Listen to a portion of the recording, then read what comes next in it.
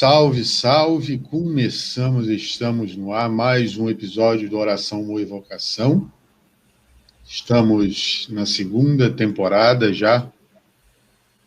E hoje a presença é do meu amigo, meu irmão Felipe, que me ajudou bastante, foi meu companheiro aí na catequese durante muito tempo. Veio aqui bater um papo com a gente sobre esses três aspectos aí. Boa tarde, Felipe, ou boa noite, sei lá como é que a gente dá. Ou bom dia para quem está vendo a gente, vai ver aí.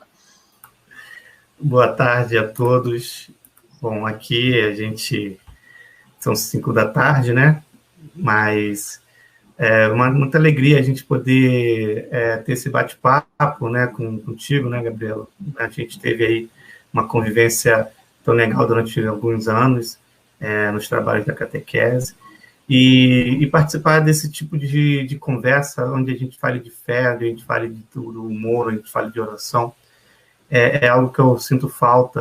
Eu acho que são espaços que a gente tem que valorizar mais. Nós, católicos, cristãos, temos que usar mais desses meios que a gente tem hoje, né, dos recursos da internet, das lives, né, das transmissões, para promover conversas em que a gente possa falar desses assuntos tão importantes, tão caros para a gente, né? Tem tanta gente aí que usa esses canais para ensinar as coisas mais absurdas possíveis, tantos seguidores, né?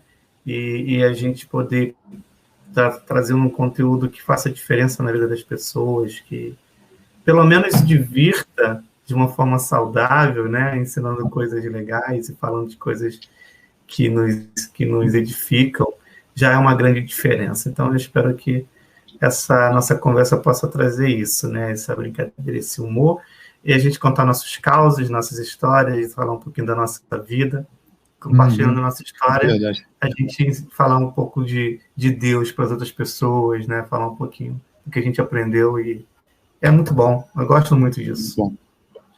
Felipe, então, vamos começar. Você falou, a gente estava conversando antes, você é formado em pedagogia.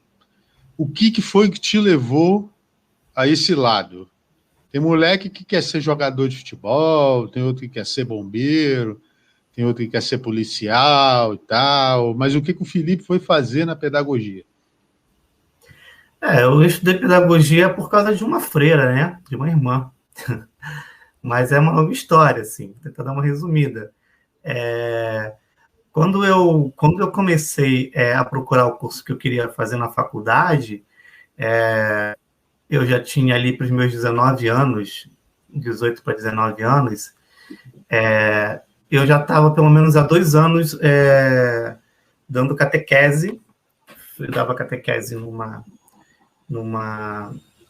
com 16 anos eu comecei a dar catequese com meu irmão, lá no Santuário São Judas Tadeu.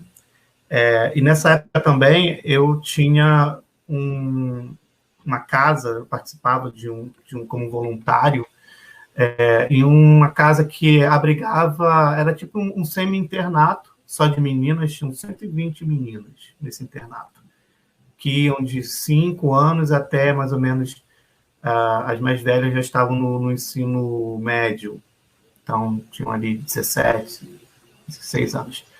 Que ficava ali, até hoje existe esse prédio lá, existe essa escola lá, mas já não é mais um internato, pré-internato de irmãs. Ali na Rua Ipiranga, Laranjeiras.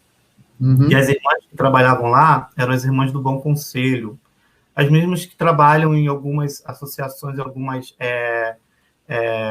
casas aqui da Arquidiocese do Rio, e que trabalham lá na casa do Sumaré, onde tem lá onde mora, né, o nosso cardeal, e aí, às vezes também você tem ali casas de retiros e tal, então as irmãs do Bom Conselho que conduziam essa casa, e tinham várias irmãs que a gente se dava super bem. Foi uma época em que a gente passava geralmente a recreação com as crianças, a gente ia lá durante a semana, as crianças jantavam às 7 da noite, a gente chegava lá e depois do jantar ia recrear, e depois a gente ia jantar com as irmãs.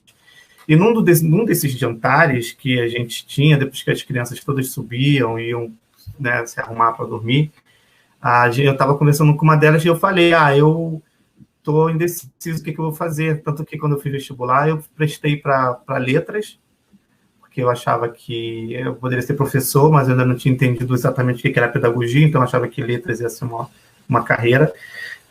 Direito, que eu também tinha interesse pela área de direito, né, a mesma que a tua, né, Gabriel? E pedagogia.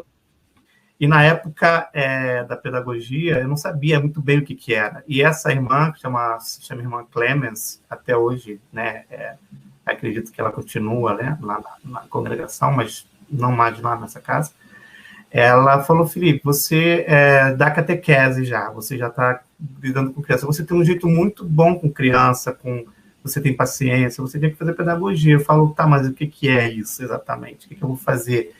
Ela falou: você pode fazer muitas coisas, você pode desde ser professor, a ser um diretor de escola, a fazer, né, a trabalhar com educação em projetos, em diversas formas de trabalhar com educação. Eu falei: então acho que é isso que eu vou tentar. E aí deu uma oportunidade, eu me inscrevi em letras, me inscrevi em pedagogia na época, e tinha feito também para direito, se não me engano, para a PUC. Eu sei que eu passei para letras e para pedagogia, para direito eu não tinha conseguido passar para ganhar bolsa. Então, eu acabei optando em fazer pedagogia. Então, comecei a fazer para tentar entender e conhecer. Depois eu fui gostando, foram 4 anos só de faculdade, então passou muito rápido, né? Quando eu fui ver, eu já estava me formando, já tinha feito estágio, eu fiz estágio no Santo Inácio, no Botafogo, dei aula para educação de adultos, na EJA, né? Na EJA. E fiz estágio também dando aula para adultos no São Vicente, aqui no Cosme Velho. Então, as minhas experiências tinham sempre sido com adultos.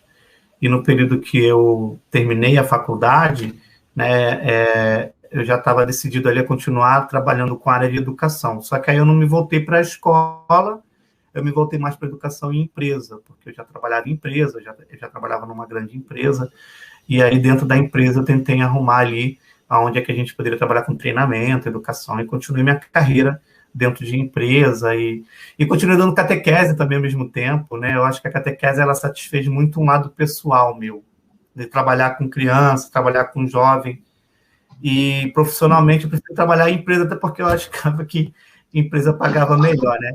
E de fato a empresa pagava melhor, a empresa sempre pagou melhor, então trabalhando em empresa tinha essa vantagem, né? E aí eu fui trabalhando com catequese, continuei minha carreira em RH.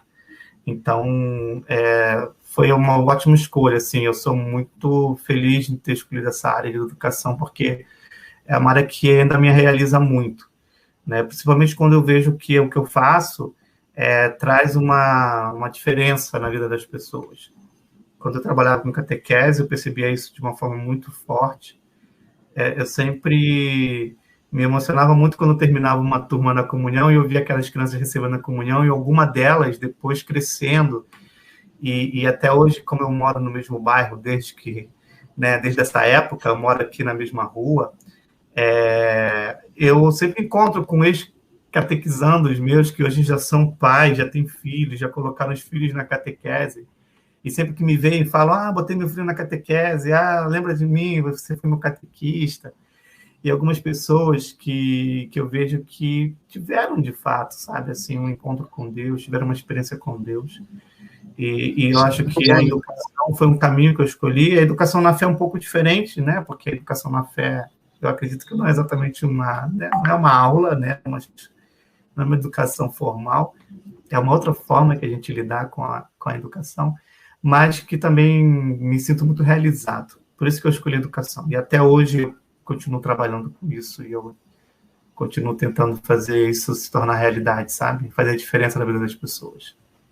E, cara, você falou também da especialização em psicopedagogia. De onde veio, assim, a ideia de ir para esse lado? Você fez um pouco aí de psicologia, mas não chegou a se formar, né? Que você tinha me falado.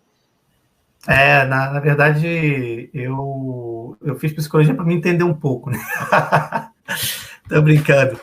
Eu, quando fiz a psicopedagogia, é porque eu sempre tive muito, assim, essa coisa de sempre estar estudando. Eu nunca parei de estudar, vamos dizer assim. E quando eu me formei, a primeira coisa que eu quis fazer era uma pós-graduação, mas eu não sabia em quê. E dentro da faculdade, quando você faz aquele TCC, TCC, né? O meu TCC foi sobre a psicopedagogia, o papel do psicopedagogo. Eu, quando comecei a fazer o TCC, eu escolhi falar sobre... Era uma área que ainda estava um pouco, vamos dizer assim, se estruturando, né? Eu falava que o pedagogo, o psicopedagogo, ele era um pedagogo que queria clinicar, queria ser psicólogo, ou era um psicólogo que queria ser um educador. Então, ele era um pouco frustrado dos dois lados, né? Então, eu pensava assim, não, eu tenho que entender um pouquinho qual é o papel, de fato, do psicopedagogo. A minha dúvida era essa. E o meu TCC foi nesse sentido. E aí eu trouxe fiz essa pesquisa do papel do psicopedagogo, e aí, ao estudar isso, eu comecei a me interessar e a gostar da área da psicologia educacional. Mas eu via que a psicologia educacional, ela tinha ela tinha uma tradição, né? E o psicopedagogo estava indo por outro caminho, né? Não era tão de orientador, não era tão de... somente de olhar a questão da psicologia do desenvolvimento, tá? Então, eu falei, vou tentar entender um pouco mais sobre isso. E aí eu encontrei esse curso, na época fui na Cândido Mendes, inclusive, e eu fiz essa pós, e foi de 1 ano só essa pós. E logo que eu terminei essa pós, e eu conheci um pouco mais da área, eu falei, poxa, eu acho que se eu quiser um dia atuar como psicopedagogo, eu nunca vou ser, de fato, um psicopedagogo que vai encontrar seu espaço, porque se eu entrar numa escola somente com aquela pós-graduação, as pessoas vão querer que eu tenha pelo menos um título de psicólogo, né? Eu pensava assim. E eu pensei, quer saber? Eu acho que eu vou fazer uma segunda faculdade. Então, logo que eu terminei essa faculdade, eu fiz vestibular de novo e entrei para psicologia na UERJ. Eu falei, eu entrei, é de graça, né? Era uma faculdade pública. Eu falei, eu vou fazer então psicologia agora. E aí eu entrei para psicologia e fiquei 5 anos na UERJ, né? Mas não pegou diploma? Eu fiquei 4 anos de psicologia na UERJ, depois eu tranquei, porque, por uma questão profissional, eu saí do Rio de Janeiro, fui morar no interior do Pará e eu tive que trancar, mas eu cheguei a fazer, inclusive, atendimento no SPA e fiz o atendimento para crianças ali da Mangueira, na área de psicopedagogia. Eu avancei bastante no curso, mas acabei tendo que sair do Rio e tranquei, né? Então, eu fiquei... Você não tem vontade de retomar, não, isso? Mesmo que agora venha... A minha esposa, cara, a minha esposa, ela sempre me culpa, assim, ela sempre me joga na cara isso, porque eu tenho algumas coisas na vida que eu começo e não termino, sabe? Mas não é porque... eu digo assim, eu não me sinto mal por não terminar. Às vezes eu acho que as coisas, elas têm o seu tempo, né? Então, eu tenho uma característica muito assim de ser meio pato, sabe o pato? O pato, ele não nada direito, não voa direito e não anda direito, mas ele faz tudo. Só que não faz nada direito. Então, assim, para tudo na vida eu tive um começo e algumas coisas eu não terminei, sabe? Assim, e a psicologia foi uma dessas, porque eu gostei muito de fazer psicologia, mas eu nunca decidi para minha carreira clinicar e nem usar o meu CRP para alguma funcionalidade, de fato, para minha carreira. Nunca fez diferença, porque eu já tinha uma graduação, né? Mas a psicologia entrou nessa. Eu tenho dezenas de coisas que eu comecei a fazer e não terminei. Eu já andei de skate, eu já fiz capoeira, eu já surfei, eu já fiz dança, eu já fiz de várias coisas. Eu aprendi a tocar violão. Mas essas aí tu não desaprende. Eu faço, mas nunca me aprofundo, sabe? Eu sei de tudo um pouco. Eu sei dançar, eu sei tocar um violão, eu sei tocar um pandeiro, mas nunca me aprofundo em nada, sabe? Eu sou meio assim. Eu fico meio entediado, sabe? Aí eu quero aprender outra coisa. Eu vou lá e tento aprender outra coisa. Mas eu sei um pouquinho de cada e não sei fazer quase nada disso tudo bem, assim, sabe? Mas eu não me sinto mal por isso. Eu acho que é bom saber as coisas, assim, ter um pouquinho da experiência das coisas. E o fato de ter ou não uma graduação, canudo daquilo, não me deixa menos, eu acho... sei lá, menos formado ou incompetente naquilo. Eu acho que eu sei o suficiente para saber se eu quero levar adiante ou não. Tipo isso. Mas isso aí... Até o mestrado eu já tranquei, tá? Só para tu saber, para ver como eu sou. Isso. Comecei a mestrado, Adriana tem que puxar a orelha. A Adriana tem que puxar a orelha mesmo. Eu Mas comecei assim, o mestrado, não gostei e tranquei. É assim. você tem uma história de trabalhos voluntários dentro da igreja. Quando eu te conheci, todo mundo, a gente, eu lembro que você voltou para o Rio, acho que foi meio de 2014, não foi? Eu voltei para o Rio em 2012, né? Não, 2013, no começo de 2013, em 2013, janeiro. janeiro, né? Você voltou lá para o Rio, não, lá para a igreja foi meio de 2014. É. E aí eu lembro que depois eu assumi a coordenação lá pelo começo de 2015, a gente começou a trabalhar junto. Mas você já tinha uma história lá antes, né? De dar catequese, de ajudar lá em uma infinidade de situações, em pastorais e tal. E aí eu vou te fazer uma pergunta assim: nunca te passou pela cabeça seguir o caminho religioso, não? Sim, antes de eu me tornar catequista, ou melhor, quando eu estava na catequese, eu me questionei bastante sobre a minha vocação, mas foram respostas que vieram no tempo certo. Eu nunca tive a certeza, ou vou dizer assim, de fato, o chamado para a vida sacerdotal, eu nunca tive dúvida que não era, sabe? Assim, eu sempre soube que eu não era chamado para ser sacerdote. Mas o meu papel na igreja, sim, né? Aonde era o meu lugar, né? Principalmente pensando assim, eu sempre trabalhei no Santuário de São Judas, mas ao mesmo tempo que eu trabalhava lá, eu participei de muitos movimentos, né? Eu já tive grupos de oração, né? Que eu participei com muita frequência, amigos que eu tenho até hoje do Ágape ali da Cristo Redentor, participei de encontro de jovens, onde eu também já trabalhei com os encontros, né? Fiz cursilho de cristandade, participei do movimento Comunhão e Libertação, participei da Pastoral Universitária, participei mais recentemente, né? Recentemente nessa volta agora para a igreja da comunidade Semente do Verbo. Então, em todas essas visitas, em todos esses movimentos que eu conheci, eu sempre me perguntei muito qual era o meu lugar. E eu ainda posso deixar assim uma interrogaçãozinha no ar de que esse lugar ainda não está muito definido. Eu tenho assim que amadurecer um pouco mais, porque eu sei que não é somente participar do trabalho pastoral. Eu acho que o trabalho pastoral é uma coisa muito importante. É algo que eu acho que muitas pessoas se encontram e se completam ali.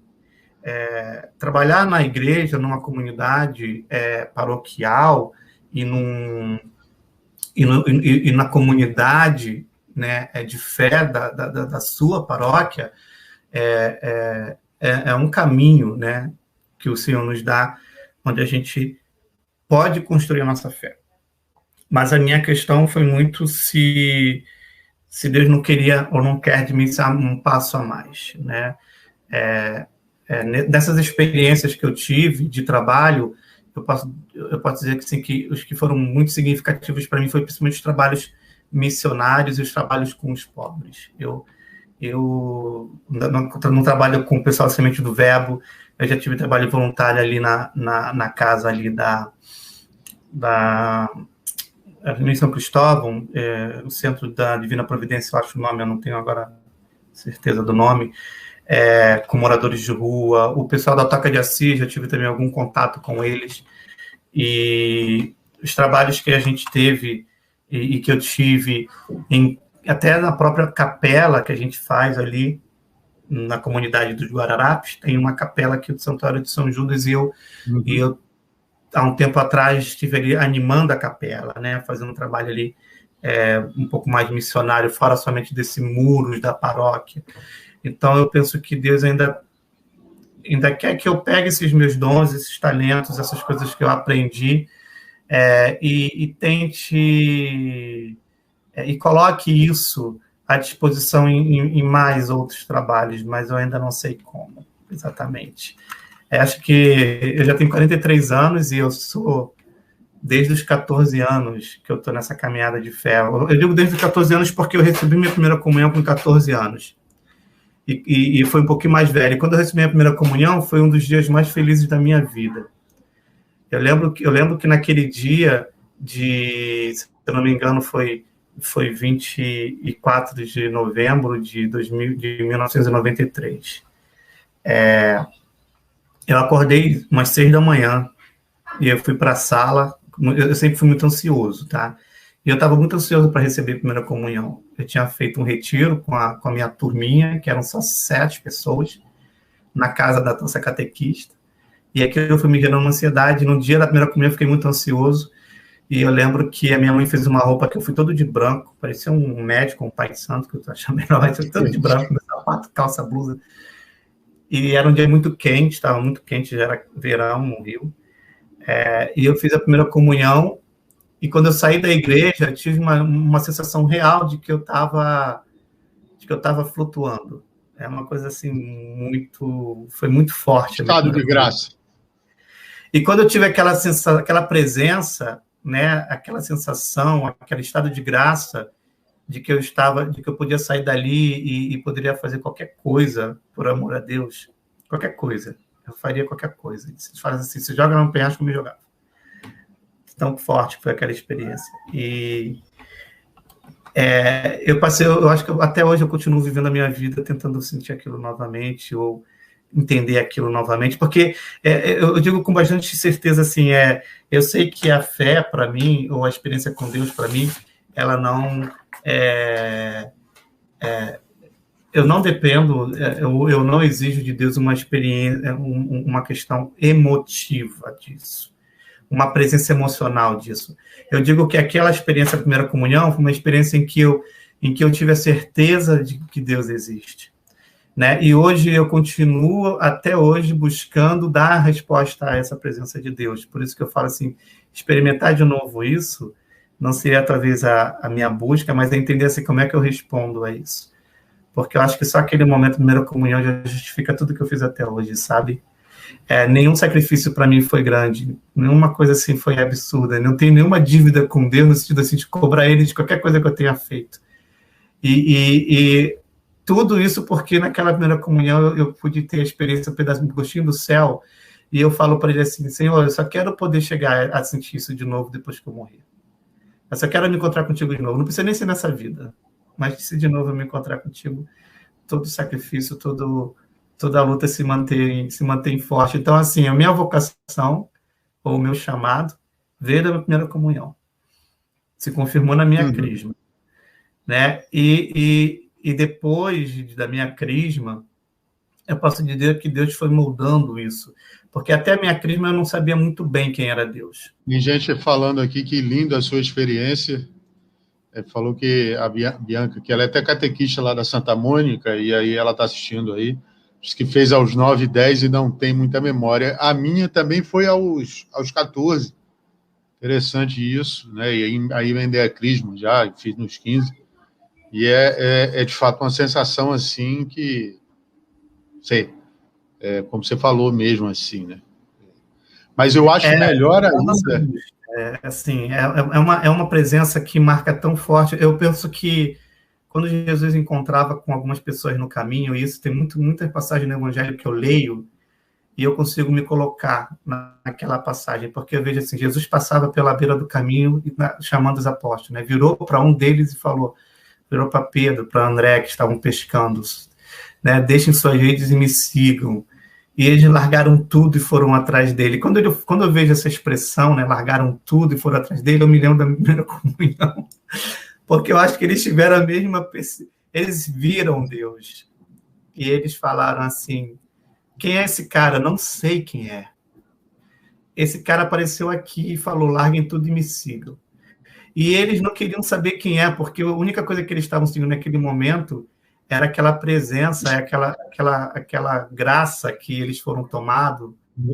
E que só um minutinho, Felipe. Ele vai guardar lá para mim. Eu vou buscar depois. Já falei com ele já. Se for o seu José, disse para ele guardar lá. O seu José vai receber e eu vou pegar depois. Aí a produção faz ao vivo, às vezes tem essas coisas. Mas então, eu senti um pouco dessa sensação também, mas eu acho que também é muito, ou igual até talvez melhor, quando você vê eles, quando você está na posição de levá-los até esse caminho. Como eu passei esses 5 anos aí trabalhando, a gente passou esses 5 anos trabalhando juntos, e cada vez que eu via, né, a primeira vez que eu via, eu não participei diretamente, que era a Cida que cuidava, eu estava no primeiro ano, mas os outros anos, foi 2 anos que eu não participei diretamente, um foi o primeiro e o outro acho que foi o quarto, terceiro, foi a Liliane que fez a turma, mas assim, é fantástico você ver, né, você levar depois assim desse... E você vê ali aquele momento de conclusão, né, daquelas crianças ali. Eu acho que essa Eu sensação sempre me também é emocionei algo... muito. Eu sempre me emocionei muito com catequese, com as primeiras comunhões assim que a gente fazia. E a gente fazia a primeira comunhão assim com muito carinho. A gente fazia um retiro com as crianças. E quando eu vi uma criança que estava levando bem a sério aquele momento, né, eu percebi assim que muitas não entendiam até, ou brincavam, mas tinha umas que estavam de fato com um coração tão aberto, tão puro. E a criança tem disso. Eu acho que a criança nos ensina muito nisso. A criança tem essa legitimidade, essa pureza, quando ela fala que ela ama a Deus, ou que ela que ela quer conhecer a Deus, é sincero da parte dela. E Deus não recusa jamais. Então, a primeira comunhão para muitas delas também foi marcante, como foi para mim, eu tenho certeza. E quando eu vejo, assim, eu ter feito parte dessa construção, assim, eu sinto alegria, né? Eu procuro muito evitar eu nunca achei que eu era o responsável por aquela experiência. Aquela experiência... Era um meio só, a gente foi um meio, né? A criança abriu seu coração para Deus. E Deus vai até ela, né? Eu era, assim, um canal dessa graça, porque, de certa forma, a gente que falou para ela a primeira vez, né? Quem é esse Deus de amor? E eu acho que nós, como catequistas, né? A catequese, se você me perguntar, não sei se você vai perguntar isso, né? Mas por que eu era catequista, né? Por que eu escolhi ser catequista lá na São Judas? Só para você saber, né, o tempo que eu fiquei lá, eu trabalhei 13 anos como catequista na São Judas, né? Então, eu fiquei mais ou menos ali de 95 até 2007. São 12 anos, basicamente. Nesse período, a gente trabalhou com catequese infantil, catequese de adultos, crisma e perseverança. Por que eu fazia aquilo? Por que eu me dediquei esses anos da minha vida a trabalhar com a catequese? Eu posso dizer para você que não é porque eu era o mais capacitado, né? Tudo bem que depois a gente foi se capacitando, mas eu posso dizer assim que se eu não fizesse aquilo, né, se não fosse pela catequese, eu acho que eu não teria me mantido de pé até hoje, né, no sentido de não ter abandonado a fé, né, vamos dizer assim. Foi a catequese que me manteve de pé durante toda essa minha formação e caminhada, e não o contrário, não fui eu que me via formando as pessoas e edificando as pessoas na fé. Não, eram elas que me edificavam na fé e eu sentia uma profunda necessidade disso. Eu sentia uma profunda necessidade de ter aquele compromisso de estar todo sábado. Toda a catequese que eu fazia, eu preparava a aula, eu preparava os cantos, eu preparava as dinâmicas. Então, esse trabalho é que me conectava com Deus, com a minha fé, é através desse trabalho que Deus falava comigo, né? Foi nesse trabalho que eu consegui tocar as outras partes da minha vida, porque eu nunca deixei de estudar e nunca deixei de trabalhar, né? Eu tive uma carreira, eu tenho ainda uma carreira muito boa, né? Então, a catequese, o compromisso que eu tinha, e às vezes, assim, pelo menos nos primeiros 10 anos de catequese, eu passava meu sábado inteiro na igreja e o domingo também. Então, eu era um jovem como qualquer outro jovem, mas eu tinha uma vida muito ativa na igreja, né? Minha adolescência foi muito ativa. E eu nunca também de curtir as coisas que eu curtia na minha vida normalmente. Eu sempre curtia a praia, sempre curti muita praia. Na minha época também eu já ia para uns bailes em funk, curti muita coisa. E eu tive contato com muitas coisas erradas, mesmo sendo catequista, porque eu vivia no mesmo ambiente que todos os jovens da época viviam, né? Eu ia para as festas, eu ia para a praia, eu ia para a rua. E eu morava numa comunidade, né? Numa comunidade que tinha tráfico de drogas, que meus amigos eram traficantes, inclusive, né? Meus amigos de rua ali, que jogavam bola comigo, depois cresceram comigo e se tornaram traficantes. E todos eles me respeitavam muito, eu e meu irmão, todos. Todos meus amigos, os viciados e os não viciados, os que só queriam saber de zoar, os que queriam saber de trabalhar, como a gente também trabalhava. Então, eu digo que a catequese que foi, digamos, essa minha edificação e a minha salvação também dessas escolhas, porque eu tive a oportunidade de escolher qualquer outra coisa para a minha vida, né? E eu procurei sempre escolher estudar, trabalhar e continuar na igreja, naquele trabalho.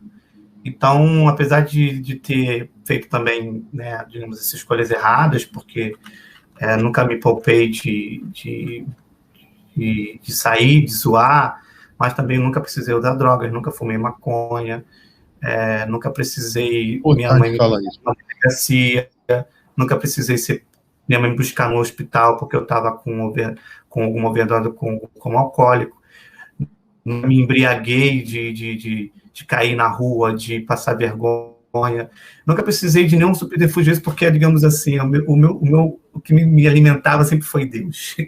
No final de tudo, por mais que eu pudesse estar em contato com as porcarias do mundo, sempre era Deus que me alimentava, sabe? E eu lembro uma coisa muito forte, assim, quando eu me lembro do último baile funk que foi na minha vida, de fato, que eu falei assim, vou no baile funk. E eu ainda era adolescente nessa época. Foi lá na Rocinha. Na época eu ainda era catequista e tal, mas eu estava passando por uma experiência muito forte de Deus e meus amigos todos, né, da rua, de onde eu morava, todos iam para esse baile e uma vez eu era num domingo, era uma matinê, começava tipo 8 da noite de domingo. E eu estava lá nesse baile e você sabe aquela luz negra, aquela luz que fica piscando assim, que as pessoas ficam meio câmera lenta assim, sabe? Aquela luz que fica... Sim. E aí tava tocando um funk, naquela época ainda não era esse funk tão depravado como é hoje, não. Tava começando a ficar depravado naquela época. Mas era uma música assim de funk que tinha, desculpa a expressão, mas bunda no meio, né? Aquela bunda, bunda, bunda. E tava tocando aquela música alto e aquela luz piscando e as pessoas estavam meio assim. E eu fiquei encostado numa pilastra, eu fiquei olhando para aquelas pessoas dançando, se movimentando com aquela música de fundo. E a sensação que eu tive é que era tipo uma visão do inferno, eu juro, assim. E eu olhava para aquilo e falava assim, o que eu estou fazendo aqui? E eu perguntei para mim mesmo, o que eu estou fazendo aqui? Eu perguntei para mim, assim, será que era para eu estar aqui? Por que eu estou aqui? E aí eu olhei para aquilo aí, eu falei, quer saber? Eu vou para casa. E daí eu fui embora e nunca mais vou para baile funk. Nunca mais fui assim, vou para um baile funk, vou lá, pago e entro, sabe? E fico lá dançando funk. Nunca mais. Eu devia ter meus 20 e poucos anos na época. E foi definitivo, é uma coisa incrível, assim, porque eu acho que eu entendi um pouco aquela passagem de Paulo, né, que tudo me é permitido, mas nem tudo me convém, né, então naquele dia eu acho que a ficha caiu para mim, eu estava, assim, digamos assim, num momento inspirado, e Deus falou para mim, Felipe, você não precisa disso, né, claro, né, a gente viver um lazer de uma forma sadia, né, eu sempre procurei viver, né, eu gosto muito de viver a minha vida e aproveitar, né, de uma forma sadia o meu lazer. Então, eu sempre viajei muito, sempre fui para muitos shows, mas eu sempre tomei muito cuidado com aquilo que eu escuto, com aquilo que eu consumo depois dessa experiência, né, porque eu tenho certeza que Satanás trabalha muito bem através dessas músicas e dessas porcalhadas que tem aí no mundo. E a gente, como católico, a gente tem que tomar um pouco de cuidado, porque nem tudo convém para a gente. E é difícil, porque isso está muito dentro da nossa casa, muito dentro da nossa playlist, e eu tento não... Agora eu já estou bem mais maduro, né? mas eu sempre tentei evitar um pouco. Tem um momento que a gente cai, outros que a gente não cai, mas eu acho que isso foi uma lição que gravou muito a minha vida, assim, sabe? O último baile que eu fui na minha vida. Me diz uma coisa. Aí, então, você viu que o seu caminho não era o sacerdócio. Quando foi que você enxergou que teu negócio era constituir família? Tem uma parte da tua vida aí que é feita fora do Rio de Janeiro. Foi nessa situação ou foi antes já? Que aí você conheceu uma pessoa que está aí, deve estar por aí agora, né? Tá no quarto trabalhando aqui do lado. A Adriana me ajudou a amadurecer isso, mas eu acho que isso foi um processo, porque quando a gente é criado da forma, digamos assim, no ambiente que eu fui criado, por mais que eu sempre caminhei e participei da igreja, a gente tinha uma dificuldade muito grande de entender que o relacionamento, o namoro, ele deveria caminhar para um matrimônio, né? Uhum. Até então, eu acho que antes de conhecer a Adriana até, eu sempre tinha meus relacionamentos bem cíclicos, sabe? Eu tive namoradas aqui no Rio, inclusive, antes de viajar, né? E antes de morar fora, e que eu tive relacionamentos de namoros bem complicados, porque toda vez que o namoro começava a dar muito certo, a engatar, eu começava a subir a minha régua. Eu começava a procurar defeitos na pessoa para poder terminar com a pessoa. Essa aqui é a verdade. Uhum. Era como uma coisa assim cíclica. O namoro começava super bem, super dedicado e super assim, altruísta no relacionamento. Eu sempre abdiquei muito das minhas coisas por conta dos meus relacionamentos. E as pessoas começavam, então, eu começava a viver muito a vida da pessoa, os ambientes que ela gostava de ir, as coisas que ela gostava de fazer. E os meus namoros chegavam num ponto em que eu começava a sentir um pouco de falta daquilo que eu também gostava de fazer. Eu tive namoradas que me afastavam até da igreja, inclusive, até dos meus amigos da igreja, e que tinham muitos ciúmes das minhas amigas, e eu aceitava isso de uma forma muito tranquila. E aí, de repente, chegava numa hora em que eu sentia falta, eu começava a achar que eu estava me dando demais e recebendo de menos. Então, era meio que um círculo vicioso, assim, quando eu chegava nessa fase, eu começava a procurar motivos para terminar e para não dar certo, e começava a dar bola fora, a fazer besteira, a ficar distante, e as minhas namoradas às vezes não aguentavam, terminavam, às vezes eu terminava, então ficava uma coisa assim. E meus namoros eu sempre achava assim, eu acho que eu não vou casar, sabe? Porque meus namoros sempre terminam assim, eu sempre acho que eu tô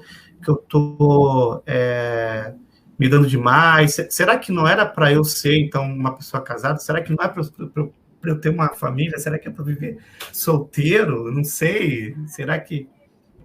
Aí ficava com aquela questão assim, mas eu nunca tinha tratado isso sério, nunca tinha levado isso para uma oração, pedindo uma cura, porque eu achava aquilo assim, deixa as coisas acontecerem. Então, eu comecei a viver minha vida muito assim, muito relacionamentos muito no sentido assim, de deixar rolar e deixar acontecer naturalmente. Eu conheci muitas pessoas sensacionais, eu acho que eu perdi pessoas maravilhosas por conta desse meu jeito de encarar, e eu nunca coloquei isso em pauta com Deus. Assim, pauta no sentido assim, para mim, não era uma coisa que eu precisava pedir a orientação de Deus para isso. No sentido de me dê uma esposa. Não falava de Deus assim, Deus, eu vou casar ou eu vou ficar solteiro? Me dê uma esposa, me dê um sinal. Só que chegou uma hora, assim, que eu não sei, sabe, te dizer o que aconteceu, de fato. Mas eu lembro que quando eu conheci a Adriana, eu tinha terminado um namoro, inclusive. Mas você conheceu ela onde? Conheceu no Rio ou conheceu lá no Pará? Para onde você foi? Não, no Pará. Eu estava morando no Pará. Eu tive 2 namoradas lá, no período que eu fiquei lá 6 anos. E a primeira namorada, eu fui o pior dos namorados para ela, o pior. Até porque minha fase no Pará foi uma coisa engraçada, assim, quando eu fui para o Pará, eu perdi o meu cordão umbilical, né? Que eu falei que o trabalho na igreja que me mantinha edificado, não é verdade? E quando eu fui para o Pará, eu fiquei lá 6 anos, e os meus 3 primeiros anos, eu não trabalhei na igreja. nos meus 3 primeiros anos, eu fiquei só indo para missa, aquela coisa daquele católico morno, né? Eu ia para missa no domingo e deu. Só isso que eu fazia. Durante 3 anos, mais ou menos, eu fiquei afastado. Minha vida de oração morninha, de vez em quando entrava na igreja, pedia alguma coisa. Tudo era muito novo para mim, porque eu estava morando sozinho, numa cidade que eu não conhecia ninguém, numa realidade de trabalho, de empresa, no meio lá da floresta amazônica. Era uma coisa bem diferente do que eu estava acostumado morando no Rio. E foi um período em que eu acabei me abrindo para muita coisa, me deixando levar por muitas coisas. Eu me afastei um pouco, vamos dizer assim, não totalmente, porque eu nunca me afastei totalmente de Deus, né? Eu sempre tinha, pelo menos, ali a prática e o costume de ir à missa eu tinha, né? Então, eu fiquei 3 anos um pouquinho mais distante de Deus. Então, foi um período que eu fiz muitas besteiras, vamos dizer assim, né? Em que eu não fui um cristão modelo, né? E que eu acho que, nesse período, é o que eu penso, assim, da minha experiência com Deus, eu sempre tive esses altos e baixos, e nesse momento Deus me resgatou mais uma vez, né? Deus tem uma paciência enorme comigo, Gabriel, porque eu estava numa missa, como qualquer outra missa que eu ia já ia na missa, né? Às vezes eu ia na missa depois que eu voltava da festa. Eu voltava da festa, tomava um banho e ia para a missa, para tu ter ideia de como que eu era meio, né? Aí eu fui uma vez para a missa, e aí tinha uma irmã lá, que ela falou assim, estamos precisando muito de catequistas aqui na igreja. Quem quiser ser catequista, me procure. Aí eu fiquei com aquilo na cabeça e falei, gente, eu já fui catequista. Aí eu não sei exatamente, assim, o que me deu, eu falei, eu vou falar com a irmã. Aí eu fui lá, conversei com a irmã, a irmã está precisando de catequista? Eu sou catequista, eu fui catequista, tal. E ela falou, sim, a gente precisa muito, você já foi? Ai, que bom. Aí ela me deu lá um material para eu ler e estudar, e aí me deu uma turma de crisma. E aí eu comecei a dar catequese para crismando lá. Eu fiquei 3 anos dando catequese lá. Foi no 2º ano, eu acho, de catequese que eu conheci a Adriana. Então, quando eu conheci a Adriana, eu já conheci no momento que eu estava voltando um pouco mais, saindo dessa vida, né, um pouco mais, voltando para Deus e começando a voltar até essa edificação com Deus. Para você ver como ele opera, né? Para as coisas acontecerem. Foi uma volta, e a Adriana me ajudou muito nessa volta, né? Porque eu me afastei de tudo aquilo que eu estava fazendo de errado. Me afastei, procurei me afastar. E, como eu falei, eu tinha tido uma namorada que eu tinha feito tudo errado com ela, tudo errado. Eu terminei com ela no ano novo, para ver como eu era um cara sangue frio. Eu esperei passar ano novo, a gente passou ano novo junto, e aí antes de eu deixar ela em casa, eu falei, a gente vai terminar porque eu não quero mais. Começou o ano ótimo, né, para a menina. Aí passou o ano novo, eu fiquei um mês solteiro, aí vim passar o carnaval no Rio, aí passei o carnaval no Rio um pouco mais assim, né, pensando, tô solteiro, vou voltar, né.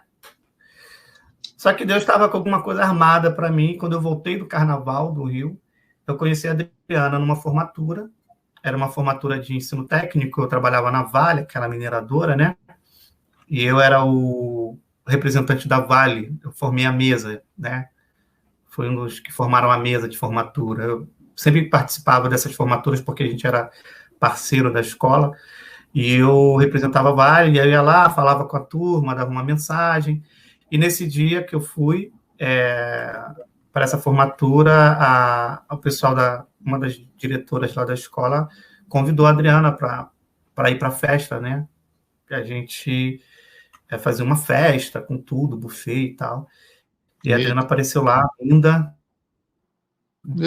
eu olhei para ela assim, falei, e aí aquele pensamento machista idiota que a gente tinha na época, tem que ficar com essa menina é linda, até conhecer ela. Nunca pensei assim, vou conhecer essa menina porque eu quero casar com ela, né? Simplesmente eu falei, é mais uma para eu conhecer, para eu ficar me achando bom, né?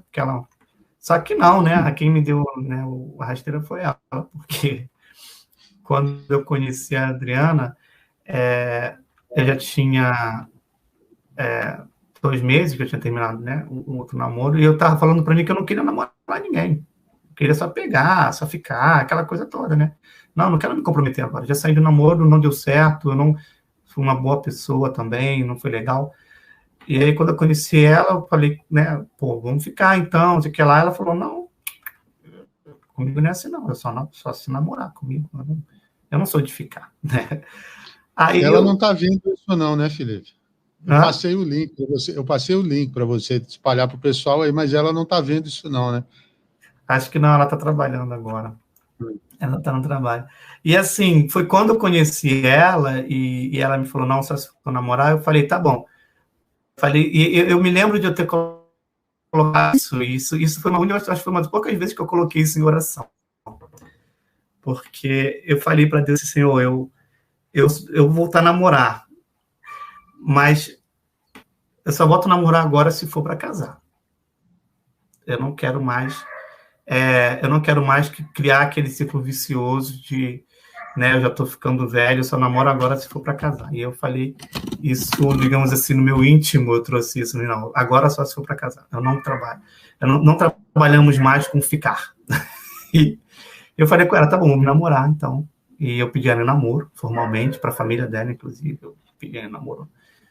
Fui na família, expliquei, né, que eu queria namorar com ela e tal. E a gente foi se conhecendo, né? Foi um namoro em que o amor foi sendo construído, no meio que a gente foi crescendo e se conhecendo. E é claro que eu falei que eu queria que namorar só para casar, mas é claro que eu sei que poderia não dar certo. Mas eu acho que as coisas aconteceram no tempo certo, porque eu não me cobrei de dar certo também, no sentido de todo aquilo como se fosse uma obrigação, mas eu também me desencanei de um monte de coisa que eu tinha, sabe? Me desencanei, assim, se começasse a dar certo, que eu não criasse motivos para terminar como eu fazia antes. E se começasse a dar certo, que fosse a vontade de Deus, né? E ela começou a me acompanhar também, ela fez crisma na mesma época que eu dava catequese. A gente ia para a igreja juntos, ela sempre me acompanhou, sempre me apoiou. Então foi um período em que eu comecei a me voltar mais para Deus, comecei a viver muito mais o meu relacionamento com ela, de uma forma muito mais próxima. E aí ela foi, né, me mostrando que eu era capaz de viver um relacionamento longo, duradouro e para a vida toda. Então, quando eu fui embora, voltei para o Rio, muita gente que conheceu o antigo Felipe, né, que eu ia voltar para o Rio e ia terminar o namoro daqui com ela, porque a gente ficou à distância. E quando eu saí, eu falei, né, que eu ia voltar para a gente poder casar. Então, eu voltei para o Rio e 6 meses depois eu fui para lá, para Paragominas, e a gente fez uma festa de noivado linda, um jantar. Eu pedi ela em casamento. E depois, mais ou menos 9 meses depois, né, eu fui em junho, que a gente noivou, em março, ela casou e a gente casamos e ela veio morar comigo aqui no Rio. Então, foi um casamento lindíssimo. A minha família, a gente fez uma excursão, a família foi lá pro interior do Pará. Foi muito divertido. Eu reuni a família toda lá, a família dela, a minha família. Fizemos assim, um casamento memorável. Tipo aquelas viagens de filme americano, né? Mete todo mundo. Foi, família toda no mesmo hotel, cara. A gente ficou todo mundo no mesmo hotel. A igreja o hotel ficava do lado da igreja. Depois, no outro dia, foi todo mundo para o almoço num sítio. Então, foi um momento de completude tão grande quanto foi a minha primeira comunhão, porque foi um sacramento, foi sagrado também ali. Então, nosso casamento foi um dia inesquecível. Então, e eu falo uma coisa, as pessoas não acreditam, assim, né? Como que é, né? Quando as coisas acontecem dentro do tempo de Deus, né? A Adriana e eu, a gente tem 11 anos juntos, né? A gente nunca brigou. Em 11 anos juntos, de bater porta, de dormir na minha mãe, de dormir no sofá, e aquela coisa de quebrar copo. Aí já teve nossas coisas normais, de uma discussão normal, de um casal, de um querer pizza e outro japonês, essas coisas. A gente, quando não está... Né,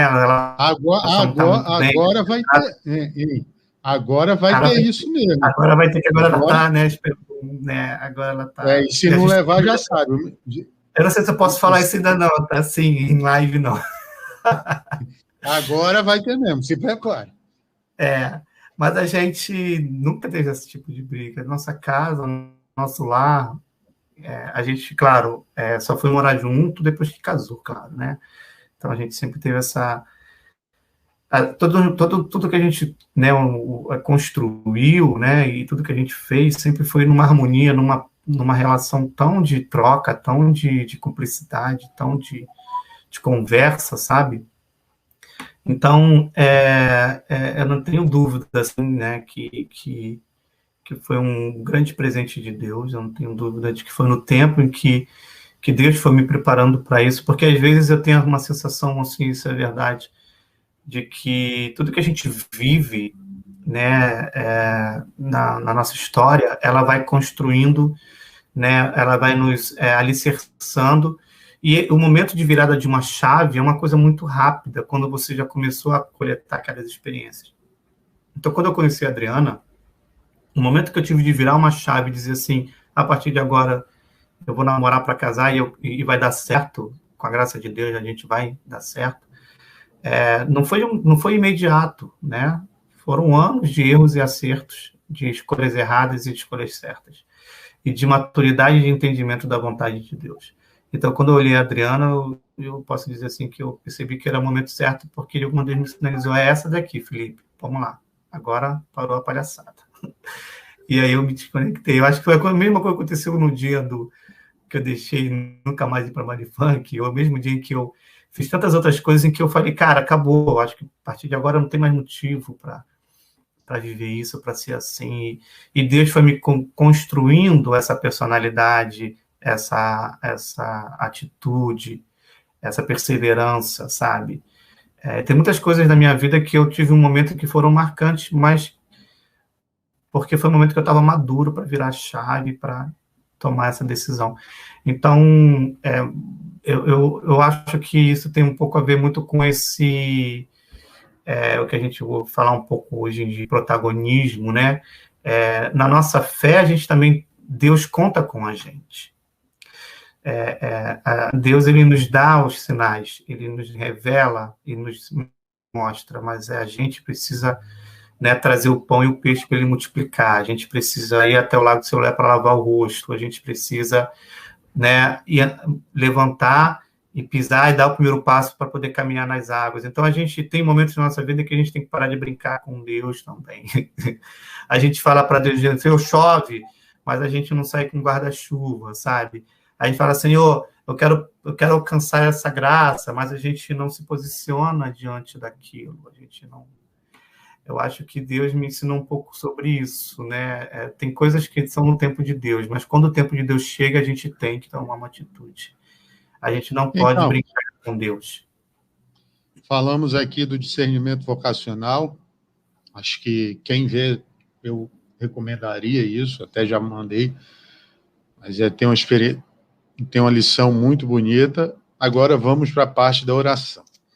Eu sempre cito, e aí eu até acabei esquecendo de citar outra música, mas eu sempre falo a música do Gilberto Gil, que é Se Eu Quiser Falar com Deus.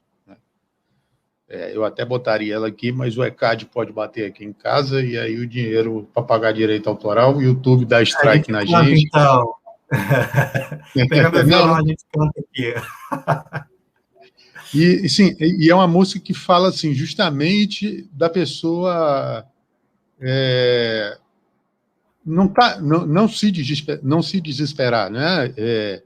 Desamarrar os nós, como ele fala, os cadastros dos sapatos, ficar a sós, apagar a luz, e é justamente, fala em suma do silêncio, né? E é justamente isso que Jesus ensina a gente também. Deus fala muito do silêncio. Também tem aquela música acho que é a Ziza Fernandes, né? Do que agrada a Deus. Também fala muito da gente baixar um pouco, né, a bola, ser mais humilde. E aí eu vou perguntar para o Felipe uma coisa. O Felipe tem um método de conversar com Deus? Um método durante o dia, assim, de oração? Como é que é? Eu tenho, na verdade, Deus que deve ter o seu método de falar comigo, porque eu que sou mais... Eu tenho minhas orações, né? Eu tenho a oração do terço, que eu procuro rezar com a máxima frequência possível. Às vezes eu consigo rezar diariamente, às vezes não. Mas a minha conexão com Deus sempre foi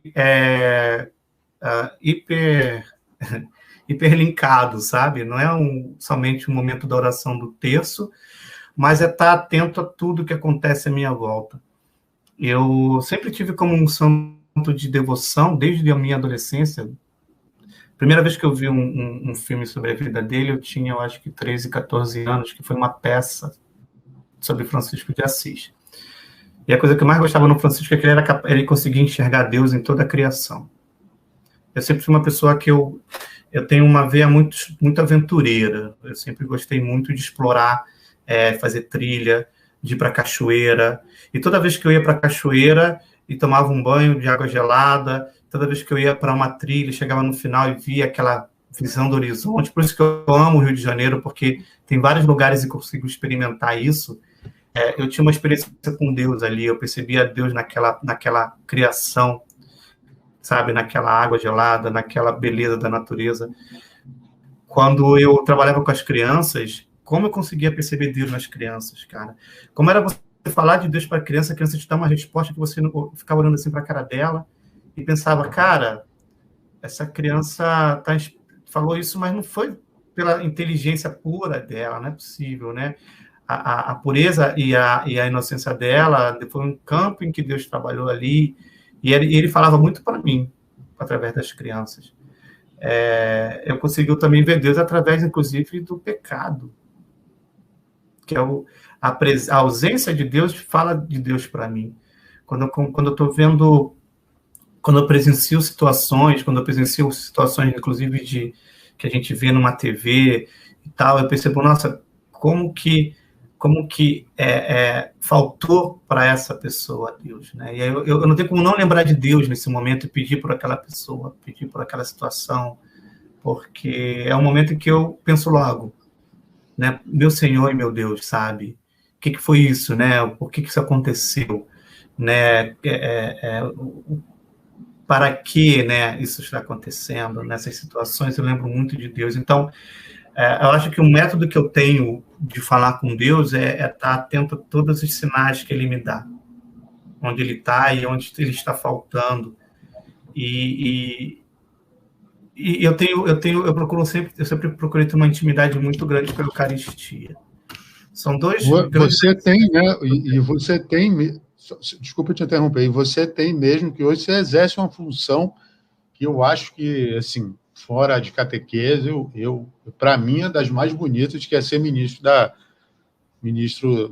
que é ser ministro da Eucaristia, né? Então, tem que ter uma intimidadezinha. Muito, muito edifica também. A Eucaristia são duas grandes armas que eu trabalhei nessa intimidade com Deus na minha vida. Durante toda essa história louca que eu te falei de altos e baixos, é uma coisa que eu acho que é um testemunho que eu posso dar. Eu curava, quando eu não podia comungar, pelo menos eu estava na missa. Eu podia estar voltando de uma situação em que estava virado e falei, eu vou para a missa. Eu ia para a missa. E tudo errado, mas eu ia para a missa. Uhum. E eu nunca me afastei também de Nossa Senhora, né? Na minha caminhada. E a Eucaristia, para mim, eu sempre tive uma graça de... A maioria das empresas que eu trabalhei sempre ficavam perto de uma capela. Tirando lá no Pará, que eu trabalhava no meio da Amazônia, mas sempre trabalhei perto de capela. Então, sempre tive momentos assim, durante o dia, da hora do almoço, que eu dou uma fugida e visito Jesus na capela, no Santíssimo. E nessas conversas, às vezes ali, entre uma preocupação e outra do trabalho, Deus me acalmava, me dava um direcionamento, me dava uma intenção. Então, esses momentos em que eu visito Jesus, são muito importantes para mim, sabe? Às vezes eu não falo nada, só entro ali, fico ali olhando um momento para Jesus e depois volto para o trabalho. Então, é uma descoberta, né, importante da gente saber onde é que Deus se torna presente na nossa vida, onde é que a gente pode vê-lo, onde é que a gente pode ouvi-lo, né, seja na presença das crianças, seja na sua natureza, seja no momento de oração do terço, seja no momento de adoração ao Santíssimo. A única coisa que eu procuro fazer é sempre me manter conectado a isso. Eu nunca deixo que as preocupações, eu nunca deixei, na verdade, que as preocupações demasiadas com as coisas do mundo, com o que vou vestir, com o que vou comer, com como vou pagar minhas contas, ou com situações de doença, de perdas que acontecem na nossa vida, ou de traições, ou de inveja, ou de brigas. Eu nunca deixei que nada disso me afastasse desses momentos com Deus. Porque era exatamente nesses momentos com Deus que eu encontrava forças para continuar e seguir. Eu vejo muita gente em que passou pela catequese comigo, foi catequista comigo, que foi muito ativo na igreja. Hoje eu não sou tão ativo como eu já fui na igreja, mas muita gente que tornou essa fase da vida como um momento em que um momento de Deus na minha vida, né? O momento que eu vou me doar para Deus, o momento que eu vou trabalhar, o momento que eu vou fazer um trabalho pastoral. Para mim isso nunca foi um momento. Acho que essa que é a diferença, sabe? Para mim Deus nunca foi um momento assim, esse momento aqui é o momento que eu vou me dedicar a Deus, né, da minha vida. Então, dei catequese, agora eu vou fazer um mestrado, agora eu vou cuidar do meu filho, agora eu vou fazer vou fazer uma imersão, vou morar em outro país, e aí, esse momento agora, Deus não é mais a prioridade. Deus, para mim, sempre foi a prioridade, no sentido de eu posso perder tudo, né? Eu posso perder meu trabalho, posso perder minha saúde. Ih, deu uma travada aí. Mas eu Isso acontece com quem... Peraí. Segura só um pouquinho que deu uma cortada aqui. Os momentos que eu tenho com Deus. Dá só uma repetida no que você falou aí, porque deu uma cortada, tá dando uma cortada para a gente aqui. Deixa eu fechar isso aqui, porque abri aqui a minha porta. Isso deve ser a internet. Sempre acontece isso. Oh, claro, vocês não estão me ajudando.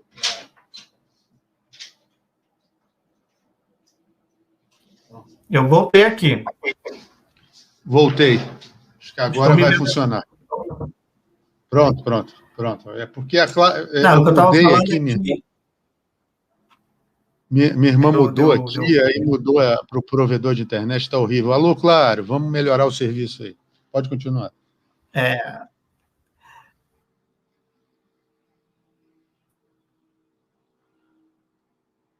Ih, será que foi de novo? Que Deus nunca foi um momento na minha vida. Eu nunca tive aquele momento que eu era da igreja. Porque, na verdade,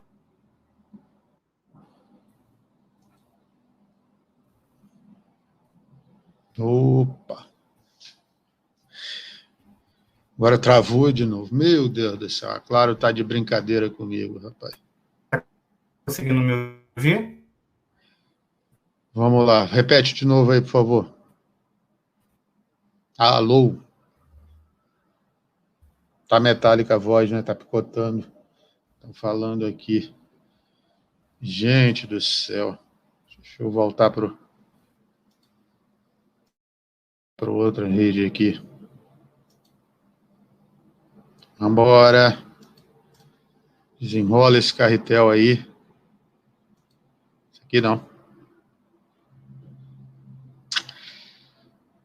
Deixa eu abrir aqui o WhatsApp.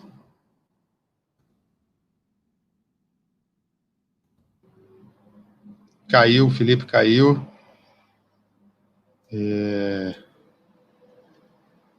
Vamos ver se ele volta aqui. Porque deu uma caída.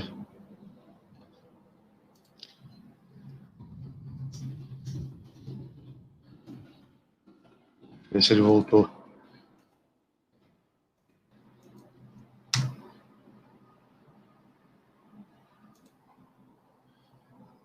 Tá ruim, Bianca, essa internet.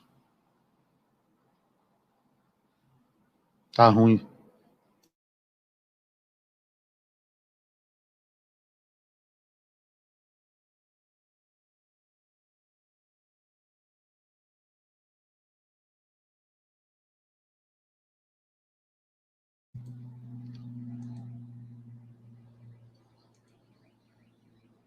Vamos lá, temos um pouquinho.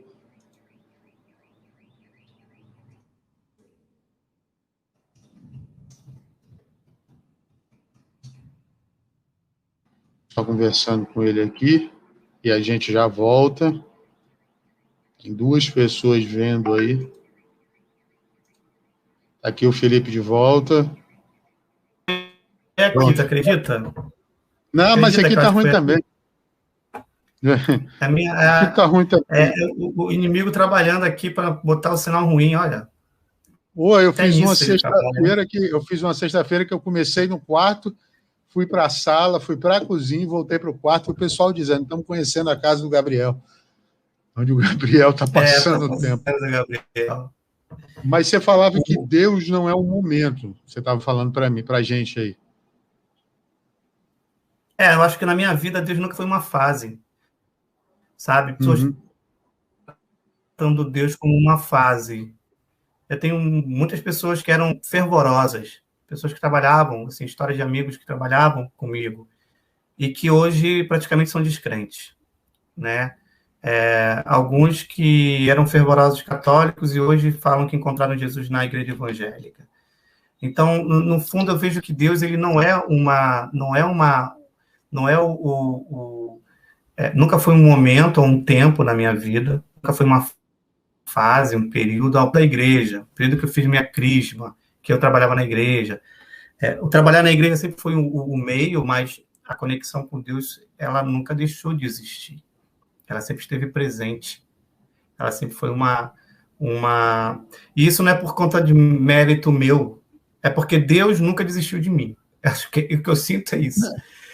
Deus nunca desistiu de mim, né? E da minha parte, eu procurei sempre estar atento ao que Deus falava, porque aquilo que eu falei, a experiência que eu fiz da primeira comunhão foi muito forte. Foi uma experiência de Deus muito forte. E ali eu tive a certeza de que Deus existe. E quando eu olho para a minha vida e penso assim, por que nesse momento eu deixei de Deus de mão? Não faz sentido. Sabe aquele filho pródigo? Cai em si?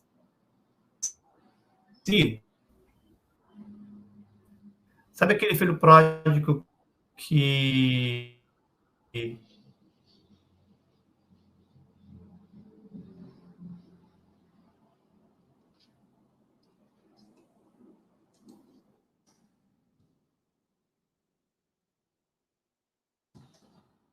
Foi de novo.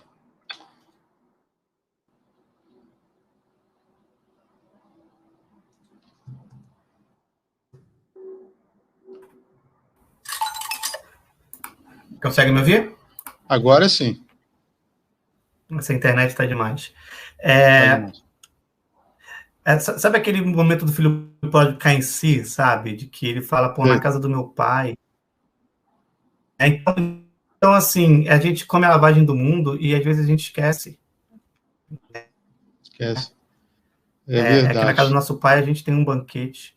Então, eu vejo muita gente que experimentou desse banquete, a mesa, comeu com o pai, mas depois esqueceu, não caiu em si como o filho pródigo. O filho pródigo caiu em si, né? Ele esbanjou o que o deu, mas ele caiu em si. Ele poderia ter caído, poderia não ter ficado pobre e não ter caído em si, né? Eu lembro, lembro de uma vez que eu falei ele, um dia com todo o conforto, ele poderia não ter caído em si. Eu lembro de uma vez que eu dei uma introdução no lugar do Eduardo, que o Eduardo não pôde ir, aliás, um abraço para ele, vai ser papai de novo. Eu lembro que eu falei para os rapazes assim, a gente não pode tratar Deus, né? Você falou do momento e eu fiz uma alusão, depois que eu vi alguém fazer, tratar Deus como como um remédio para dor, né? Um paracetamol, né? Que a gente toma, passa a dor e eu substituí ele e eu falei para os meninos lá, você não pode tratar Deus como um paracetamol, não é que você toma, acabou a dor, você segue em frente. Olha a internet aí quebrando nós de novo. Vamos, quando ele voltar, já pular para o muro, que aí a gente já vê se...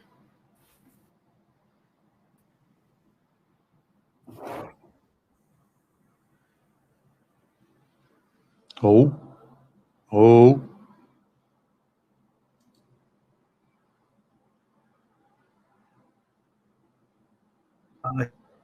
Que isso me deixa tão...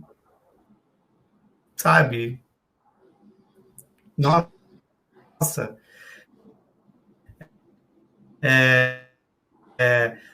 Trabalhei não sei quantos anos na igreja, fui da pastoral tal, fui coordenador de não sei o quê. Como se Deus se deixasse levar por credenciais.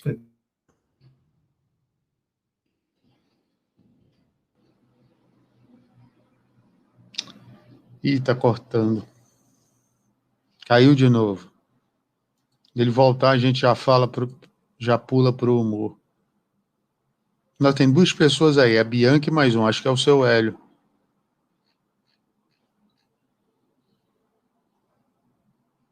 Tá demais. Voltou. Né? Tá demais. Deixa eu te falar, vamos então para a parte do humor aqui. A gente tem belos exemplos, né, de pregações, de exemplos de bom humor. Né? Eu descobri que São Felipe Neri é o padroeiro dos comediantes. Santa Teresinha dizia que ai de um cristão de um coração azedo. A gente tem pregações belas do Padre Léo, né, que se tornou conhecido agora na internet, infelizmente no seu pós-mortem, que antigamente, na época dele, foi a época que surgiu o YouTube, então ele não teve tanta fama assim. Tem o Padre Christian Shankar. Dentro da nossa paróquia, a gente tem o Padre Valdeci, que às vezes tem umas tiradas bem-humoradas.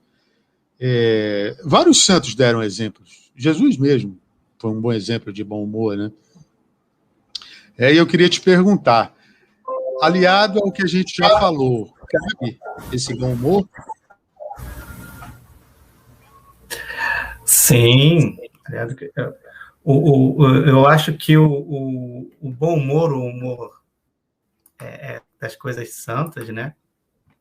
Ele é nosso, né? Da nossa humanidade, né? A gente pode rir das coisas que acontecem, porque você vê que o próprio Cristo, em várias situações, ele mandava umas letras assim que se eu estivesse ali eu ia morrer de rir, cara, porque às vezes é só chorando, só rindo para não chorar, né, das situações. Eu sou uma pessoa bem humorada, aliás, né? Eu sempre procurei ser uma pessoa alegre com a vida. Eu acho que o cristão ele tem que transmitir essa alegria. Quem me conhece, tem muita gente que me conhece do trabalho e de outros ambientes e que não sabe da minha história de caminhada na igreja. Mas elas sempre destacam assim, pô, Felipe, parece que tu tá sempre tranquilo, assim, o mundo tá acabando e você tá ali, ó. Tá acontecendo nada, bora lá, fazendo piada ou sorrindo. Eu falei, não é que eu não acho que tem... Eu sou uma pessoa muito ansiosa, naturalmente eu sou muito ansiosa. Né? E as pessoas nem percebem isso às vezes, mas é porque às vezes eu penso assim, cara, tem coisas que você não tem controle. Então, vamos cuidar daquelas que você tem controle. Eu tenho controle sobre se algo vai me fazer bem ou vai me fazer rir, ou vai fazer mal. Então, eu prefiro escolher fazer bem, fazer rir, sabe? Trazer alegria do que me lamuriar, reclamar. Essa escolha a gente tem. Eu acho que as pessoas não entendem isso. Mas, assim, a gente não tem o controle sobre uma coisa que não é tão boa que aconteça, mas a gente tem como pegar essa coisa e tentar levar isso para, primeiro, claro, para um nível de confiança, de esperança, e depois relembrar das coisas que aconteceram e até rir delas, lembrar, né? Ou no momento que as pessoas estão um pouco mais estressadas, você tem que trazer um pouco de humor, um pouco de alegria. E eu acho que o humor faz parte, deve fazer parte da nossa vida, né? Da nossa evangelização, inclusive. Eu tenho um amigo que é catequista também, que é catequista há muito tempo, que ele fazia muita historinha para explicar para as crianças as coisas da Bíblia, sabe? Ele contava muito historinha e procurava dar um pouco de humor. Eu sempre me inspirei muito nele. O próprio Padre Léo, eu assisti muita palestra do Padre Léo na Canção Nova, né? Que eu conheci a Canção Nova e o Padre Léo ainda estava lá, firmão, firme e forte. Então, eu fui muito retiros da Canção Nova com o Padre Léo. Nossa, como diz assim, agora é inveja mesmo, porque você viu ele de perto, cara. Vários acampamentos. Eu conheci a Canção Nova em 2000, acho que o Padre Léo morreu em 2007, eu acho. 2007, janeiro de 2007. Então, eu tive aí pelo menos uns 6 anos de acampamento Canção Nova, em que eu ia pelo menos 3 vezes por ano no acampamento da Canção Nova. Então, já fui quase 30 acampamentos lá. E muitas desses retiros, assim, eu tive a oportunidade de ter ele lá na agenda como pregador e a gente ouvia as pregações dele. E o humor dele trazia uma coisa que eu acho que falta um pouco para o nosso mundo de hoje. As pessoas têm muita dificuldade de olhar a palavra de Deus e ouvir os ensinamentos e trazer isso para a vida. Né? E você trazer isso de uma forma bem humorada, que a pessoa vai estar rindo, mas ao mesmo tempo ela vai estar entendendo que você está falando sério, porque brincadeira é coisa séria, né? A gente tem um autor aí que traz essa frase. A gente conseguia perceber, né, o quanto que como a comédia da nossa vida, né? A comédia que a gente traz da nossa vida, como que às vezes a gente é ridículo, como a gente lida com as coisas de Deus. É tão ridículo que é até engraçado, mas é um engraçado trágico também, sabe? A gente tem que se enxergar melhor, assim, como a gente deve olhar para as coisas de Deus com mais com um olhar um pouco mais humorado, mas ao mesmo tempo fazer essa crítica, mas Deus quer de nós compromisso, Deus quer de nós uma resposta afirmativa, uma resposta constante, né? E eu devo responder a isso. Né? Então, trabalhar isso e não tornar isso a piada para os outros. Né? A gente tem que trazer o humor de uma forma saudável, mas ao mesmo tempo entender a comédia que é da nossa vida quando a gente não trata Deus sério. A gente tem que ter esse senso crítico. Vai ter um dia que a gente vai conseguir olhar para a nossa vida e vai poder dizer assim, nossa, como eu fui tolo, né? Como eu deixei Deus passar tantas vezes. E hoje eu posso reconhecer que ele sempre esteve lá, eu que nunca respondi a isso, nunca levei isso a sério. Então, assim, tentar levar a nossa vida com alegria. Acho que a alegria é um sinal do cristão e deve ser um sinal do cristão. Eu não consigo olhar, eu não consigo entender um cristão mesquinho, eu não consigo entender um cristão rabugento. Isso é algo que, para mim, assim, sabe, dá uma preguiça quando eu vejo as pessoas transformando, né, as oportunidades que a vida dá para a gente poder responder com alegria, com amor, de forma mesquinha, de forma rancorosa, de forma orgulhosa, de forma prepotente, sabe? E eu falo, perdeu uma chance de ganhar o céu nessa hora, meu irmão. Então, Deus sempre nos dá a oportunidade para a gente espalhar a alegria, espalhar o amor, espalhar como é que se diria assim, esse testemunho de confiança em Deus. Né? Então, vamos confiar em Deus, né? Vamos confiar no Senhor. Parece que o mundo está acabando, mas calma, né? Nem tudo. Né? A gente pode ter sepultado, mas ainda tem a ressurreição. Tudo vai ter sempre a ressurreição. A vitória vai ser sempre a última palavra, e a última palavra vai ser sempre Deus. Então, calma, a gente tem que encarar as coisas, as contingências da vida com alegria, e nessa alegria a gente transmite isso para as pessoas. Eu acho que um sorriso num momento desse, um olhar de mansidão, fala muito mais do que uma pregação, do que 1000 palavras. E a gente precisa dar mais esse testemunho num momento desse de pandemia. Eu acho que esse momento de pandemia é um exemplo de oportunidade que Deus nos dá, e de a gente confiar na sua misericórdia. porque a gente sabe que muitas pessoas ainda vão morrer, muitas pessoas ainda vão se contagiar, né? E que a gente tem que ter a nossa parte. Mas, diante de tantas tragédias, como é que eu posso responder a isso com alegria como cristão? Isso é incoerente? Isso é sei lá, uma hipocrisia? Não, não é incoerente, não é hipocrisia. Existe a contingência do ato humano, que a gente se torna vítima das ações de outros, claro, mas existe a certeza e a esperança da ação de Deus, né? E a ação de Deus, ela trabalha no campo além do nosso. A gente não pode restringir essa esperança e essa alegria a esse mundo, né? Mas tem muitas histórias de pessoas que passaram agora, fizeram sua Páscoa, mas deixaram grandes testemunhos de fé, grandes testemunhos de confiança em Deus, e passaram dessa vida de forma digna, né? De forma digna, né? Não passaram de forma indigna, não. Estamos aí com 1h20, vamos caminhando para o final já, e aí eu vou te fazer umas perguntas, uma delas você já me respondeu, que é o seu santo de devoção. Você falou de São Francisco de Assis. Então eu vou pular para a próxima. Um deles. Tem alguns. Tem alguns. Padre Pio, Teresinha, são santos que eu gosto. Alguns que eu já li sobre a vida deles, né? São Domingos de Gusmão, gosto também da história da vida dele. Mas São Francisco sempre foi do meu coração. Se você pudesse escolher um desses e sentar numa mesa, para conversar e fazer uma pergunta, qual santo seria e qual pergunta você faria para ele? São Francisco, de preferência que a gente pudesse sentar numa calçada junto com alguns mendigos na rua ali, né? E eu perguntaria para ele que... Não sei se eu perguntaria exatamente algo para ele, eu acho que eu queria ouvi-lo, né? Mas Francisco, como que eu posso encontrar Deus na pobreza, sabe? Eu queria ouvir a resposta dele para isso. Eu acho que é maravilhoso encontrar Deus na pobreza.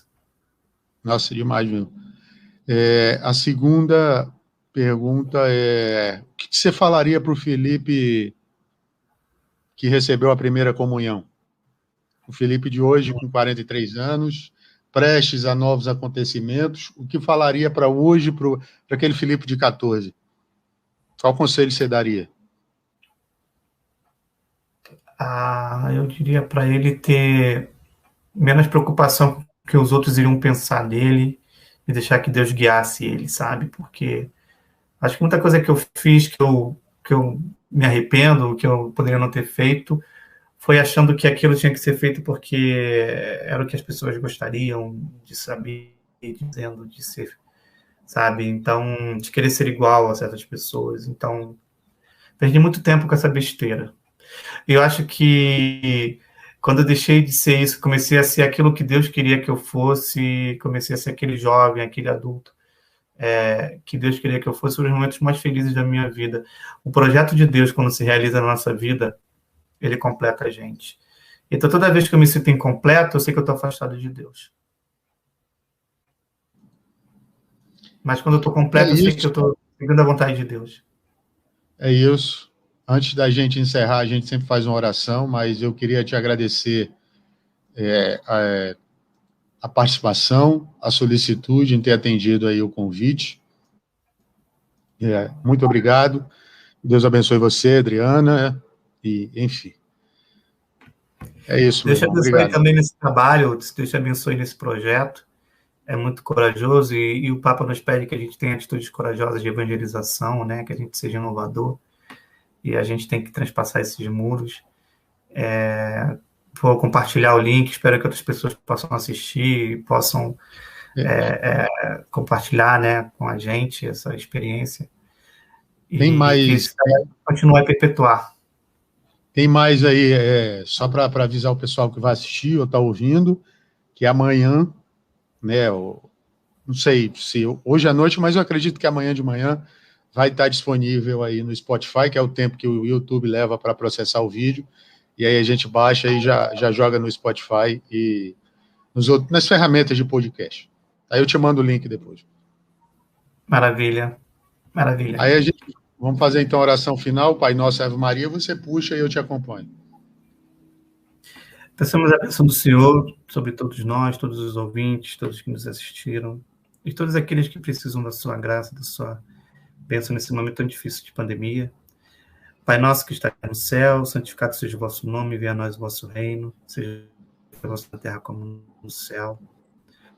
O pão nosso de cada dia nos dai hoje, perdoa nossas ofensas, assim como perdoa o ofendido. Não nos deixe em tentação, mas livrai-nos do mal. Amém. Amém. Ave Maria, cheia de graças, Senhor é convosco. Bendita sois vós entre as mulheres, bendito é o fruto do vosso ventre, Jesus. Santa Maria, Mãe de Deus, rogai por nós, pecadores, agora na hora de nossa morte. Na hora de nossa morte. Amém. Estivemos reunidos em nome do Pai, do Filho e do Espírito Santo. Amém. Galera, Amém. Muito obrigado por quem assistiu. Felipe, só não sai para não cair aqui. Como eu falei, vai estar disponível no Spotify amanhã, no Google Podcasts, no Radio Public e nos outros, enfim. Essas ferramentas de podcast aí, aplicativos que você vai e encontra aí nas lojas dos celulares. Agradeço a Deus, mais uma vez, a oportunidade de ter estado aqui. Um beijo em quem assistiu, um beijo em quem vai assistir. Um abraço e até a próxima. Até a próxima.